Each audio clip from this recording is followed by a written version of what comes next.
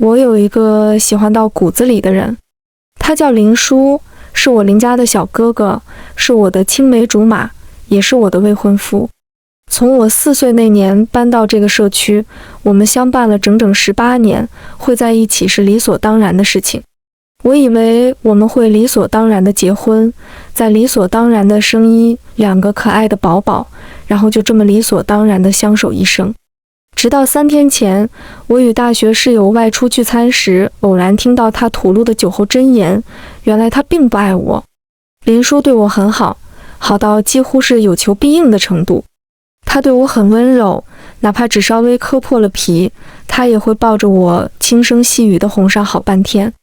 我从未想过他会不爱我，所以那晚在听到林叔说不爱我时，我没有冲上前质问，而是下意识地落荒而逃。我用3天的时间逼自己认清现实，也在这3天的时间里做出决断。于是这天上午，我来到林叔的公司，径直进入他的办公室。林叔和他的公司合伙人张少安听到声响向我看来。我有话跟你说，我强装镇定地开口。林叔语气一如既往的温柔，宁宁，我这边很快就结束，先出去等我一会儿好吗？等我再回神时，发现自己正乖乖坐在会客区的沙发上。没出息，我轻咬着下唇，暗恼自己竟然又一次被林叔蛊惑。半个小时之后，办公室的门从内侧打开，林叔和张少安并肩走出。张少安笑着跟我打过招呼，然后忙他的去了。林叔上前牵起我的手，把我带进办公室。随着办公室的门紧闭，你爱我吗？我凝望他的双眼，想要趁机将他看穿。交往以来，这句话我曾问过无数次，却从未得到他的正面回答。现在想来，只是不爱罢了。这一次，林叔依旧没有正面回答，而是宠溺地摸了摸我的头。怎么？是因为我这几天没抽空回你消息，闹脾气了？听到这话，我心里止不住地发凉。他甚至不知道我已经好几天没发过消息给他。我想我是真的可以死心了，分手吧。林叔不由得眉心紧蹙。宁宁，你不是小孩子了，该知道有些话就算当作玩笑，也是不能轻易说出口。玩笑？不，我从没这么认真过。我摘下戒指，放进他的手心。陆西宁，此时此刻，我终于在他的眼底发现一抹慌乱。可我不敢有所期待，也不敢心存侥幸。他的慌乱该是一时的意想不到，何不知要如何向双方父母解释的无措。婚约，我垂下眼眸，忍住即将滑落的泪水。我会找个合适的理由解除，绝对不给你造成任何困扰。我没有多余的心思再去关注林叔的神情，兀自转身离开。浑浑噩噩地坐上出租车，看着道路旁不断倒退的风景，拥塞在心底的阴郁仿佛也随之消散。你自由了，林叔，可以不用再假装爱我，你是不是也会觉得轻松一些？清晨，细碎的阳光挥洒进屋内，我烦躁地转身背对，却扑进一个格外温暖的怀抱。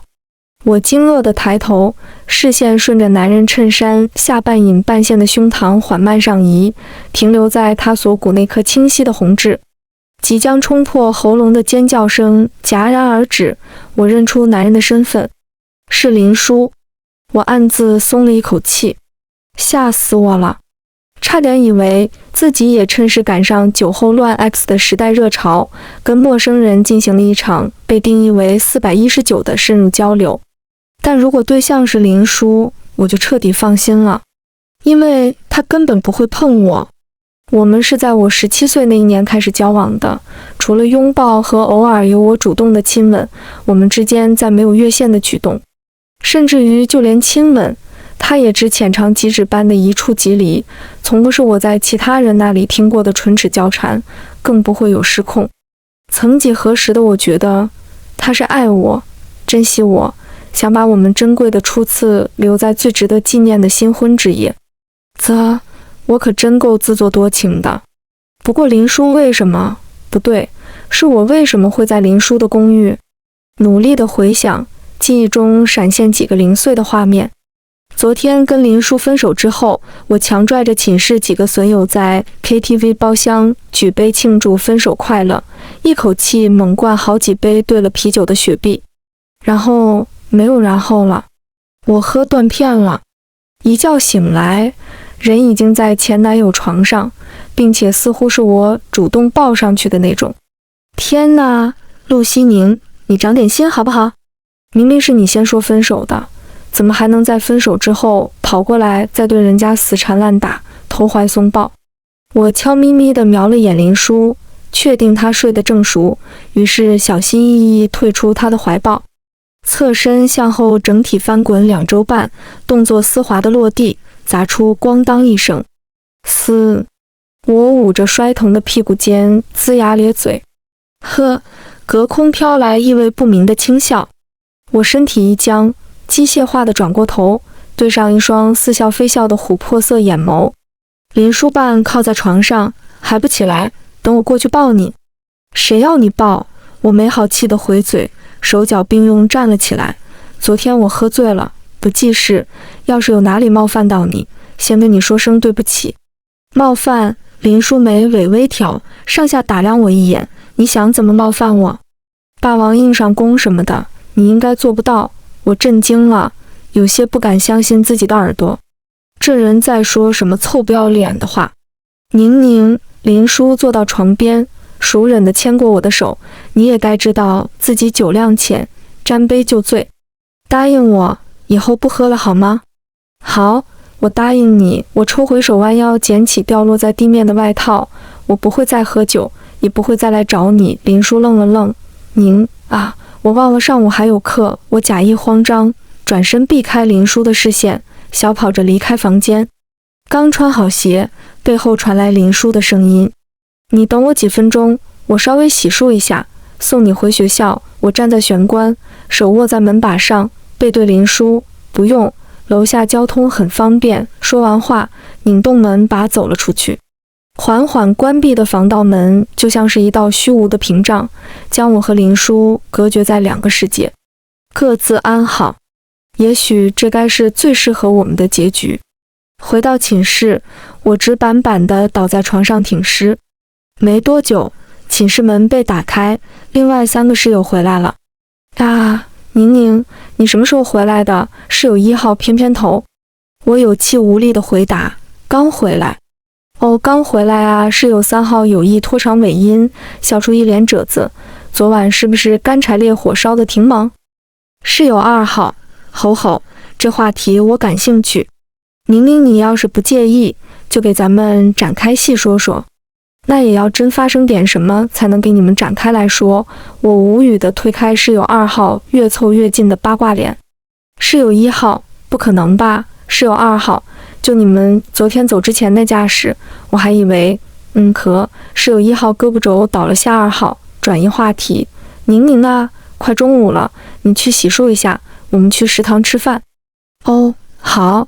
我拿上换洗衣物进了洗手间，却不知道那仨在外面牵着手围成圈鸡叫静音模式音。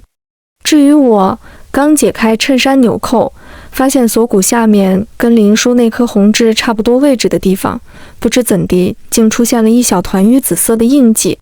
我静静地观察片刻，是昨晚撞到什么地方了吗？奇怪，不疼哎。门外2号在催促：宁宁，你快点，今天食堂有你最喜欢的红烧排骨。马上！一听有红烧排骨，我顾不上多想，加快洗漱的速度。半个小时之后，我打了3人份的红烧排骨，坐在餐桌前，心满意足地啃着。1号，不打饭，只吃排骨。这么多肉，够饱了。接下来的1周时间里，我照常地上下课，其他时间基本都待在寝室思考人生。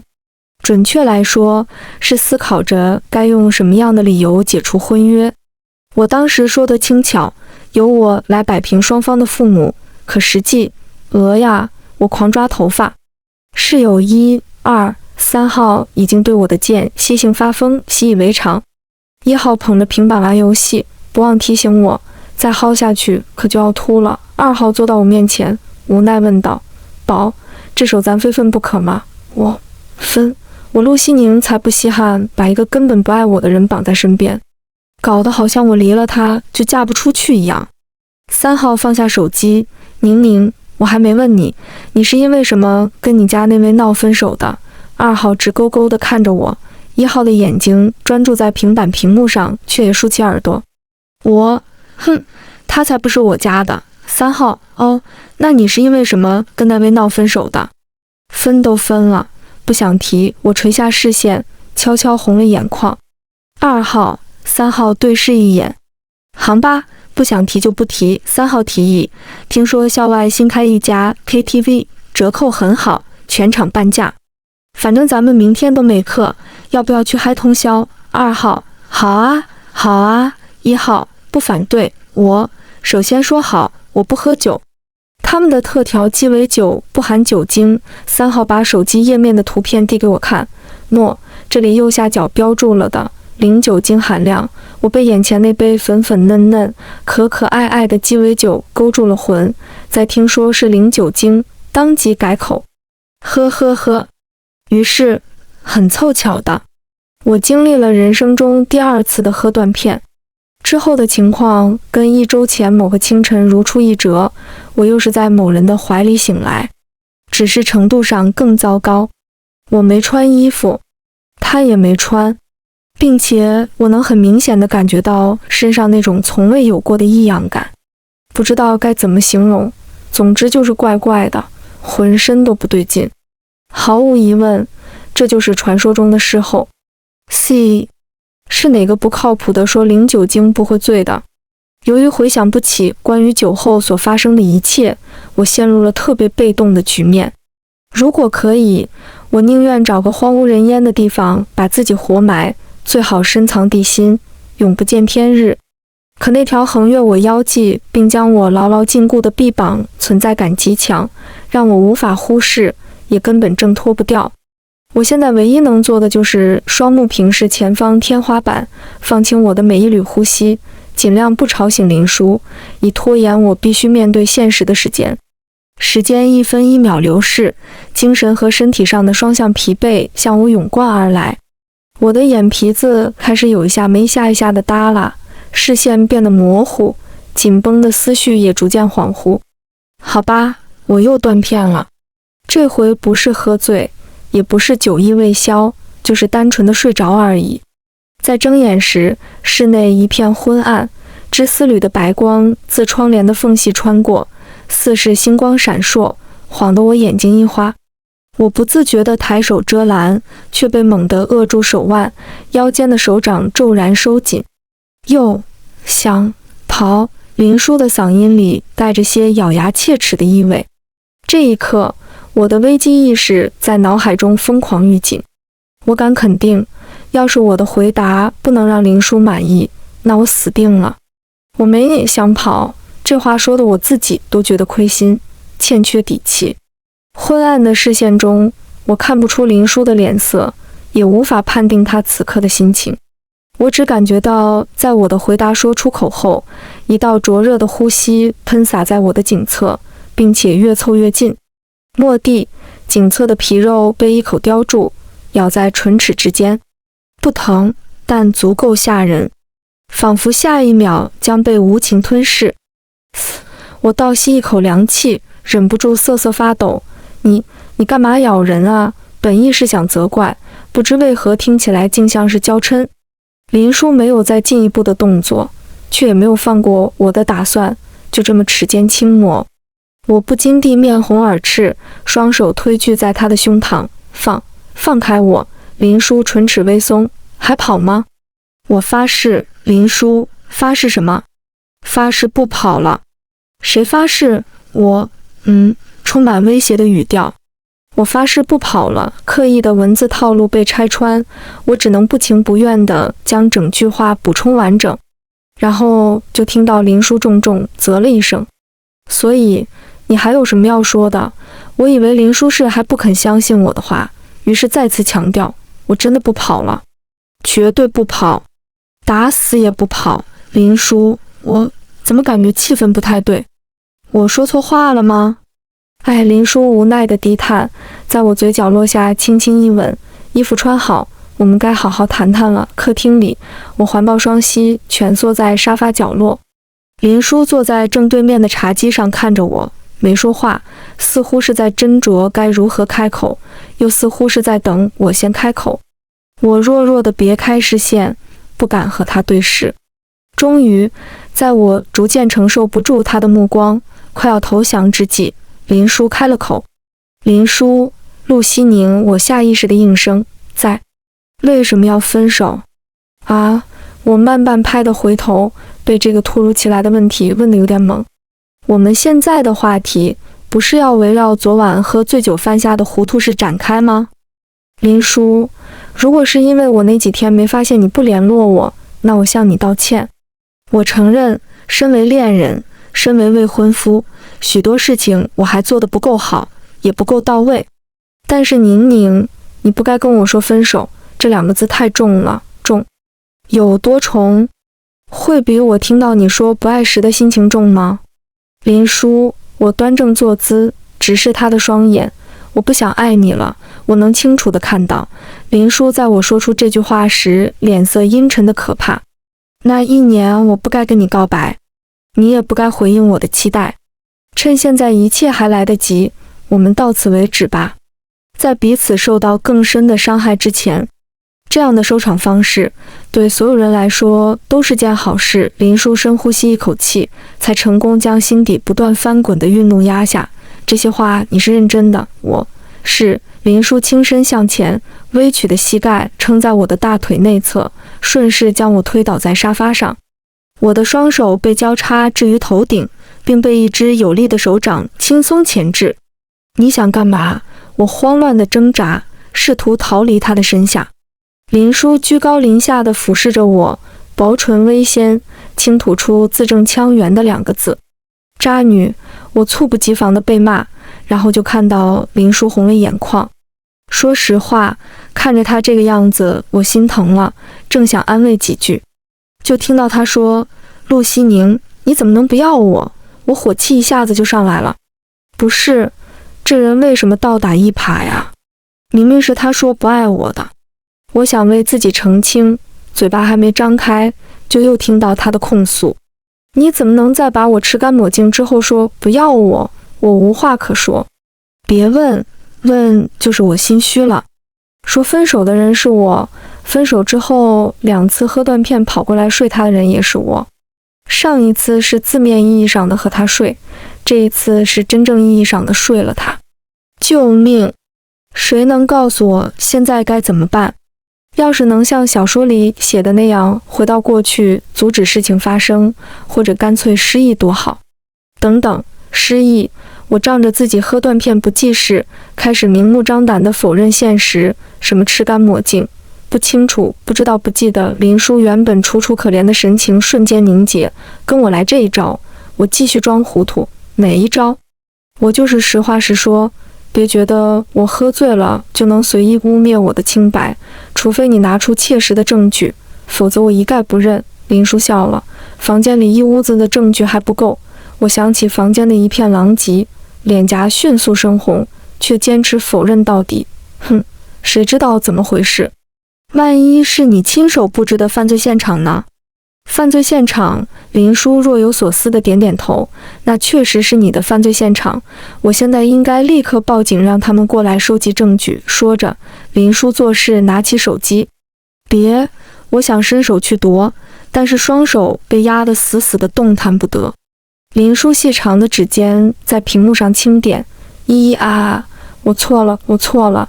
眼见林叔就要按下第3个数字，我怂了。林叔指尖一顿，总算施舍我一个眼神，愿意承认犯罪事实了。我生无可恋的点点头。再不认，我该进去踩缝纫机了。很好，林叔对我识时务的态度表示满意。那针对这件事情的后续，你打算怎么处理？当作什么都没发生。话没说完，我就被林叔阴沉的脸色吓得够呛，急忙地话锋一转：肯定是不可能的。林叔手只顺着我的腰际向上游移，最终停留在我脆弱的脖颈。陆西宁，在耍花招，我不介意，现在就掐死你。我略显艰难地吞了口唾沫，怕真的被掐死，只能面对现实。那这事你想我怎么处理？林叔，我的要求不高，你只要负起你应尽的责任就好。什么责任？我不明所以地问道。林叔一手勾住我的下巴，在我毫无防备的情况下亲吻上来。我注视着那张近在咫尺的容颜，已无暇多想其他，就这么轻易地被林叔掌控所有。再醒来时，夜已深沉，我被林叔紧紧地抱在怀里。醒了，林叔的嗓音沙哑，带着几分初醒时的慵懒。我愣愣地看着他，半晌没回过神。我跟林叔相识这么多年，可以说我现有人生中4/5的时光中都有他的影子。可到如今，我发现自己并不了解他。如果把昨晚所发生的事情都归咎于我的不清醒，那他呢？明明可以拒绝，明明可以不让事情发展到这一步，却又主导诱发了刚才的那一场欢愉。我微抿双唇，问出心中的疑惑：你到底在想什么？在想你。林叔在我耳边暧昧的轻语。我不争气地红了脸，小鹿开始砰砰乱撞。你，林叔，所以说吧，好端端的为什么要跟我分手？听到这句话，我一瞬又被打回冰冷的现实，心情跌入谷底。林叔见我沉默，固执地追问，不明不白的被分手，甚至还说出退婚这种话。陆西宁，我不是你肚子里的蛔虫，猜不到你的心思。你有什么话或者有什么疑虑，难道不能当面跟我说清楚吗？我轻咬着下唇，我只想问你为什么不爱我，又怕从你口中听到我最不想得到的答案。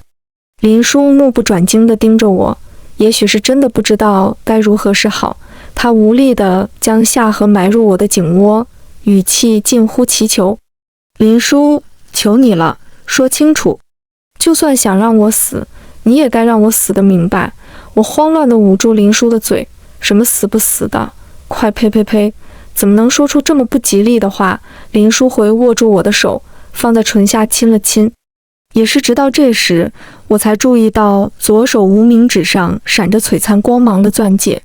我脑子一阵恍惚，有些茫然地看向林叔。这时林叔眼底映出一丝笑意，你把订婚戒指还给我，我就想着你或许是不喜欢了，就找专门的人定制了这款戒指。我才不是因为我不自觉地想要反驳，话到嘴边又悻悻地收回。那是因为什么？我深呼吸一口气，破罐子破摔道：因为你不爱我。林叔神情一僵，我看着林叔的模样，就以为他是默认。林叔委屈的都要抑郁了。你从哪里得出的这个结论？你亲口说的。我什么时候说过这话了？林叔一头雾水，心想自己简直比窦娥还冤。就那天，我把当天事情的经过原本地说出，分毫不落，巨细无遗。林叔听完后陷入无尽的沉默。我的双眼被泪水湿盈。你现在还有什么好说的？说我是渣女，我看你才是彻头彻尾的渣男。林叔顿觉头疼的扶额。宁，听话不能只听一半。我的原话是，我没办法说爱宁，因为只一个单单的爱字根本不足以表达我对他的感情。我嘴唇微张，满脸错愕地看着林叔。感情这段时间是我一个人在闹别扭，自己给自己找虐受。林叔忍不住伸手戳我脑门，埋怨道：这几天我吃不好也睡不着，满脑子都是你跟我说分手的画面，都快有心理阴影了。我莫名地感到心虚。我干笑几声，眼神开始逐渐的闪躲。林叔，你打算怎么补偿我？补偿？我低头看了看自己，又抬眼看了看他，红着脸道：我已经把自己给你了。林叔摇摇头，你本来就属于我，这种事早晚而已，不能算是补偿。我惊诧地瞪大双眼，这人怎么能若无其事地说出这么不要脸的话？那你想怎样？嫁给我？我不由得屏住呼吸。你说什么？我说，嫁给我。林叔不知从哪里拿出一枚银白色的圈戒，放进我的手心，亲手给我戴上它。你就如愿能嫁给我了。来吧，我准备好了。我正要感动，但细品他这话，总觉得哪里怪怪的。林叔见我没动作，你不会是想抛夫弃子吧？啊，我严重怀疑起自己的智商，怎么总跟不上林叔的脑回路？抛夫弃子，这罪名有点大呀。勉强算林叔是夫好了，但哪里来的子？林叔凑近我的耳边，悄声说了句话。我惊得眸子一晃，天哪，这人，我不敢相信自己的耳朵。林叔说他昨晚没带替，我也不是在安全期，肚子里肯定已经有他的宝宝。他竟然连我是不是在安全期都知道。这一瞬间，我好像什么都明白了。昨晚我喝醉的事跟你有关。林叔轻笑，没承认，却也不否认。难怪了，难怪昨天寝室内仨到了 KTV 不点歌，总端着杯子以各种理由找我干杯。我还纳闷为什么喝个09金鸡尾酒都会断片，原来是他们合起伙来算计我。我现在真的是哭笑不得，该哭自己蠢，还是该笑自己傻逼？这两个贬义词好像没什么分别，反正我就是个没脑子的。好气！林叔搂住我的肩头，将我拥得更紧，轻哄道：好了好了，不生气。事已至此，木已成舟，你现在优先考虑的应该是我们的婚事。我能不考虑吗？我忽然不想结婚了。对于我的问题，林叔并未回答，只是面无表情地把左手伸到我眼前。林叔，最后一次机会。我看看他，又低头看看被我攥在手心的圈戒。很好，这逼婚的方式别有一番风味。陆西宁，林叔沉声唤我。不知为何，我感受到一股凉意席卷全身，阴森森的，有重命不久矣的赶脚。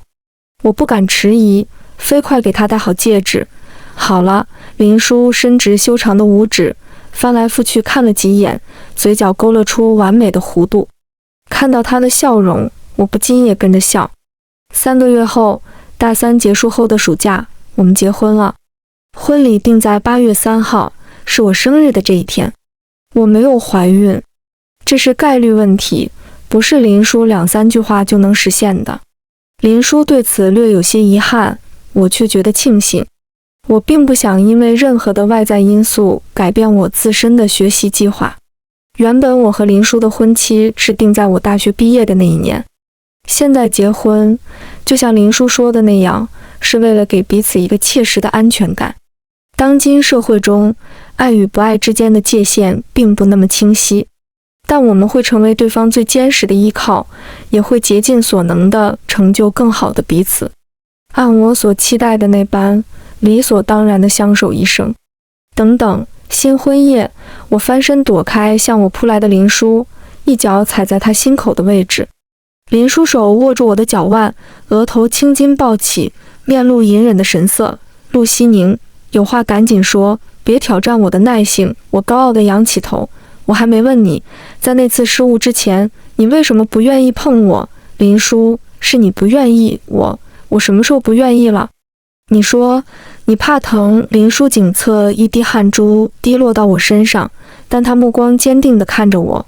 我不想让你疼，所以一直忍着不对你下手。那你怎么趁我喝醉对我下手？林叔呵地笑了。酒精可以麻痹神经的痛感，你反正都断片了，不会觉得疼。我倒忘了，这人最擅长精打细算。我竟然就这么栽在他手里，步步深陷，无法自拔。脚腕传来一道拉扯的力道，让我回神。我只见林叔的脸越来越近，他的胸膛也越压越下。现在可以继续了吧？我回以一个略带挑逗意味的微笑。你猜？我猜。